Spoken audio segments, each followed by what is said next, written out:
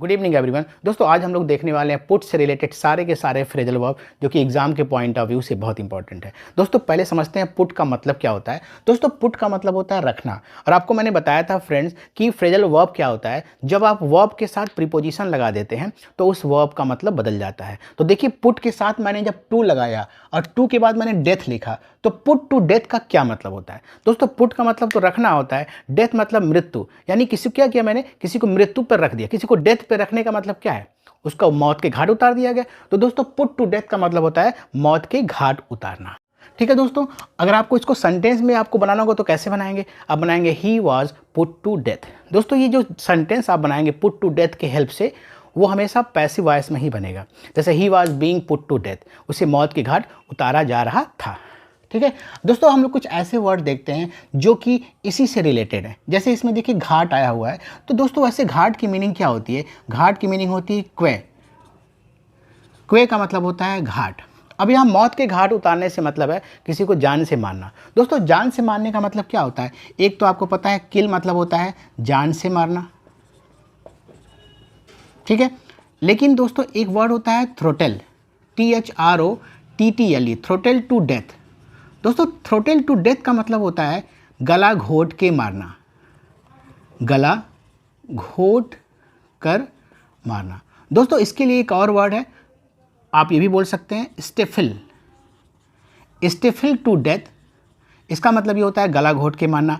आप ये भी कह सकते हैं choke to death, choke to death. दोस्तों चोक टू डेथ का मतलब, चोक मतलब क्या होता है, गला फंस जाता है, गला खराब हो जाता है तो कहते हैं चोक हो गया, इसी से बना है दोस्तों। चोक टू डेथ का मतलब भी क्या होता है, गला घोट के मारना।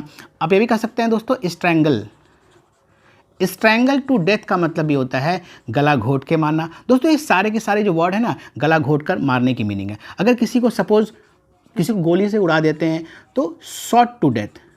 दोस्तों शॉट टू डेथ का मतलब होता है गोली से मार देना, ठीक है। दोस्तों नेक्स्ट है दोस्तों puncture to death. Puncture to death का मतलब होता है चाकू घोंप के मारना, ठीक है। वर्ड है स्टैब टू डेथ।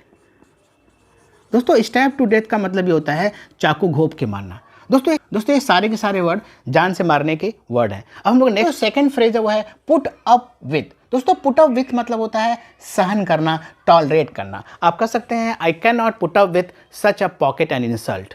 मैं इतना अपमान की घूंट नहीं सह सकता हूँ। My mother puts up with all the difficulties of life. ठीक है, आप इस तरह से इस कंटेंट्स को बना सकते हैं। दोस्तों जो नेक्स्ट फ्रेजल वर्ब है वो है पुट एन एंड टू। दोस्तों पुट एन एंड टू का मतलब होता है समाप्त करना, ठीक है। पुट ऑन, पुट ऑन का मतलब होता है पहनना। He puts on dress, he puts on his uniform. आप इस तरह से बना सकते हैं।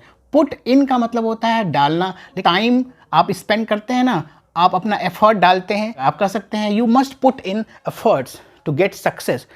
दोस्तों जो नेक्स्ट है पुट आउट। पुट आउट का मतलब होता है बुझाना, आग बुझाने के लिए हम पुट आउट लगाते हैं। दोस्तों इसके लिए वर्ड है एक्सटिंग्विश करना।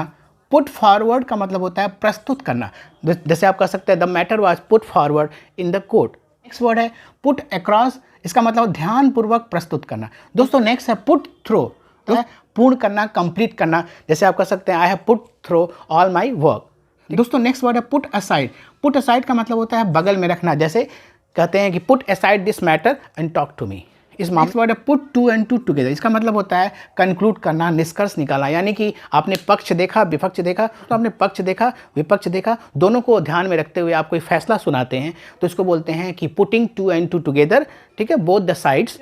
दोस्तों नेक्स्ट है पुट अ स्टॉप टू। इसका मतलब होता है रुकवा देना, ठीक है। Put a stop to unauthorised people, ठीक है। इस तरह से आप यूज़ कर सकते हैं।